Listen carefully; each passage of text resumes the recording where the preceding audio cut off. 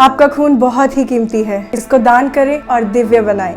नमस्ते जी, मेरा नाम डॉक्टर अर्शदीप कौर है। मैं आज आपको खूनदान महादान के बारे में बताऊंगी। खूनदान करना क्यों जरूरी है, क्यों करें और कैसे करें, आइए जानते हैं। खूनदान करके आप किसी की जिंदगी बचा सकते हैं। हर रोज किसी न किसी को खून की जरूरत है। खून सिर्फ आप जैसे महादानियों से ही आ सकता है। ये किसी फैक्ट्री में नहीं बनता है, ये कहीं पे मैन्युफैक्चर नहीं हो सकता है। बेशक आज हमारे पास मेडिकल साइंस बहुत एडवांस हो चुकी है, हमारे पास बहुत ज्यादा टेक्नोलॉजी है, लेकिन आज भी ऐसी कोई भी सुविधा नहीं है जिससे हम खून को बना सकते हैं। और खून का कोई भी और सब्स्टिट्यूट नहीं है। There is only blood for blood, मतलब खून के बदले खून। Hi, I'm Dr. Arshdeep and today is 1st July and here I'm celebrating Doctor's Day by donating my blood, and I think this is a good way to celebrate this day. If you donate money, you give food, but if you donate blood, you give life to someone, and you don't have to be a doctor to save someone's life. Donate blood. Thank you.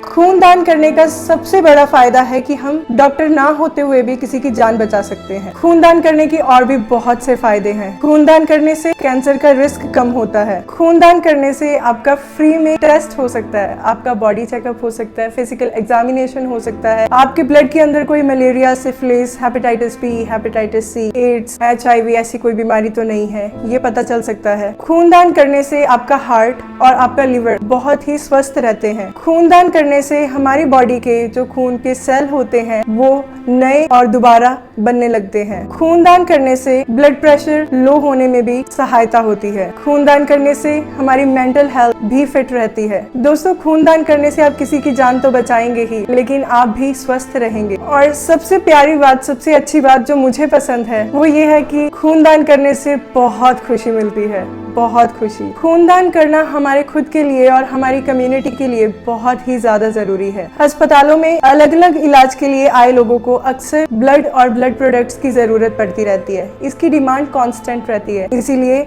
Blood banks को replenish होते रहना पड़ता है, और वो सिर्फ आप जैसे ही दानियों की वजह से हो सकता है। खूनदान करने के लिए आप क्या कर सकते हैं? What you can do? आप ब्लड डोनेट कर सकते हैं। You can be a regular donor like me. Yes, मैं एक रेगुलर ब्लड डोनर हूँ।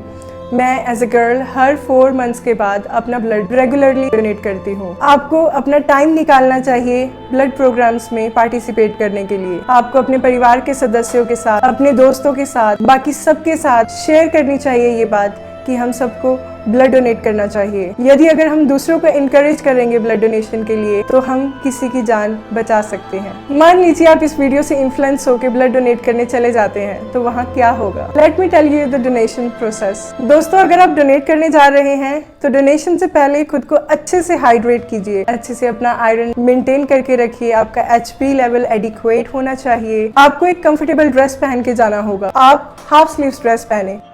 आपको अच्छा न्यूट्रिशियस डाइट लेना है जो कि लो फैट्स में हो। आपको अच्छे से रिलैक्स रहना है। अगर आप कोई मेडिकेशन ले रहे हैं ऑन अ रेगुलर बेसिस, आप उस मेडिकेशन की लिस्ट साथ में लेके जाइए, अपने डॉक्टर को दिखाइए। और आप अपना एक ID प्रूफ साथ में लेके जा सकते हैं। आप अपने एक फ्रेंड को साथ में लेके जा सकते हैं। एंड आपको सिंपली रिलैक्स रहना है। जब आप ब्लड डोनेट करते हैं आपको सबसे पहले रजिस्टर करना होगा, एक फॉर्म फिल करना होगा। उसके बाद आपको अपना हेल्थ हिस्ट्री रिव्यू करवाना होगा। एक छोटा सा फिजिकल टेस्ट होता है जिसमें हम HP देखते हैं, आपका ब्लड ग्रुप देखते हैं, ये सारे टेस्ट होने होंगे।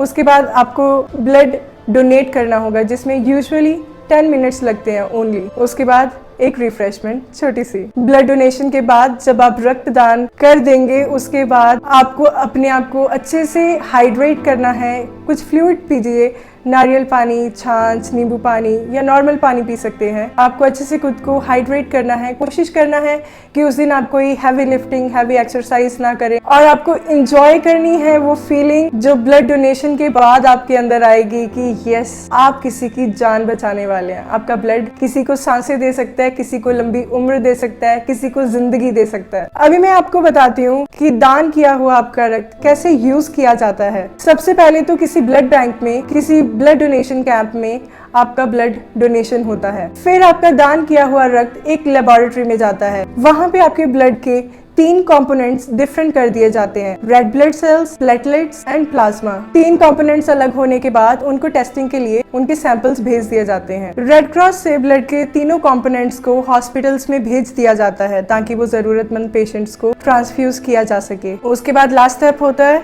हॉस्पिटल्स। हॉस्पिटल्स में आपका डॉक्टर ही डिसाइड करेगा कि आपको कौन से ब्लड कंपोनेंट की जरूरत है, रेड ब्लड सेल्स, प्लाज्मा या फिर प्लेटलेट। आपकी डिजीज और नीड के अकॉर्डिंगली आपका डॉक्टर आपको रिकमेंड करेगा कि यदि अगर आपको ज़रूरत है तो आपको कौन सा कंपोनेंट चाहिए, और जिन पेशेंट्स को ज़रूरत होती है उनको रिक्वायर्ड ब्लड कंपोनेंट ट्रांसफ्यूज कर दिया जाता है हॉस्पिटल सेटअप्स के अंदर। दोस्तों, मैं उम्मीद करती हूँ कि आपने मेरी आखिरी वीडियो देखी होगी जो कि मैंने इस विषय पे बनाई थी कि हमें कोविड-19 वैक्सीन क्यों लेना चाहिए। जाहिर सी बात है, हम एक पैंडेमिक से गुजर रहे हैं, तो आपके मन में कहीं ना कहीं ये सवाल जरूर आया होगा कि मैंने तो अभी अभी कोविड-19 वैक्सीनेशन ली है, तो क्या मैं ब्लड डोनेट कर सकता हूँ कि नहीं। एक डॉक्टर होने के नाते मैं इसका जवाब दूंगी, आप ब्लड डोनेट कर सकते हैं। यदि अगर आपने mRNA वैक्सीन ली है या कोई भी इनएक्टिवेटेड नॉन इन्फेक्शियस वैक्सीन ली है तो आप तुरंत ब्लड डोनेट कर सकते हैं। अगर आपने लाइव एटेन्युएटेड वैक्सीन ली है या फिर आपको पता ही नहीं है कि आपने कौन सी वैक्सीन ली है, इट्स ओके, आपको 14 दिन के इंतजार के बाद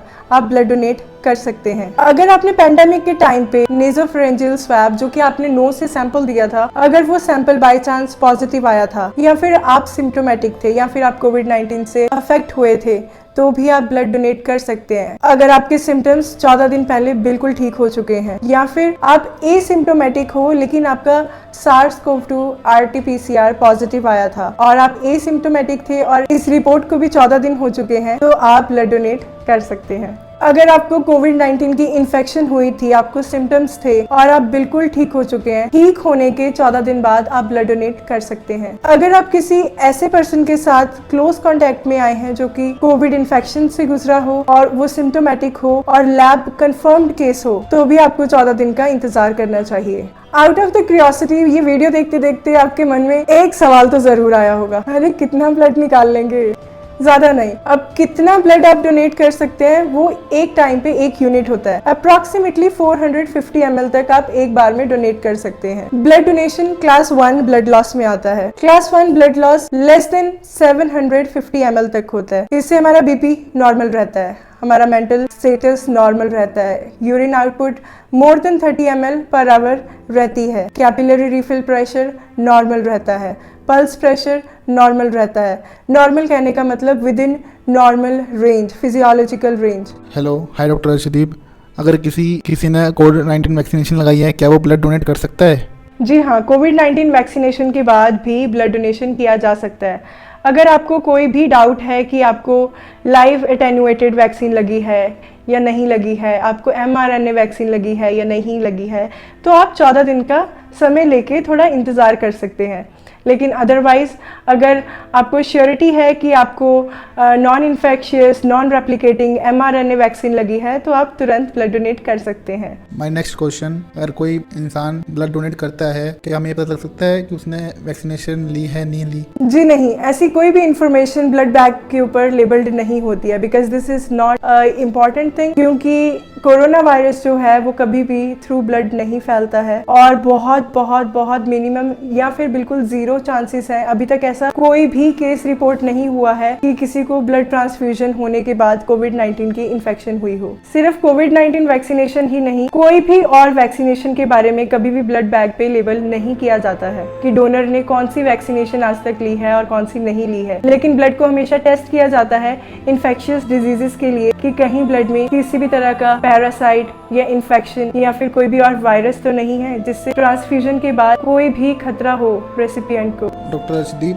my third and last question is, do the vaccination affect the blood supply? जी नहीं, कोविड-19 वैक्सीनेशन से ब्लड सप्लाई कभी भी अफेक्ट नहीं होती है, क्योंकि कोविड-19 इन्फेक्शन जो है वो कभी भी ब्लड ट्रांसफ्यूजन से नहीं फैलती और ऐसा अभी तक कोई भी केस सामने नहीं आया है। दोस्तों, आज के लिए बस इतना ही। नीचे कमेंट बॉक्स में जरूर बताइए कि आपको मेरी वीडियो में सबसे अच्छी बात कौन सी लगी। ये वीडियो ज्यादा से ज्यादा लोगों में शेयर कीजिए। मेरा उत्साह बढ़ाने के लिए लाइक जरूर कीजिए। मेरे साथ जुड़े रहने के लिए चैनल को सब्सक्राइब कीजिए ताकि आने वाली सारी वीडियोस मेरी आप तक पहुंच पाएं। वीडियो को एंड तक देखने के लिए आपका बहुत बहुत धन्यवाद।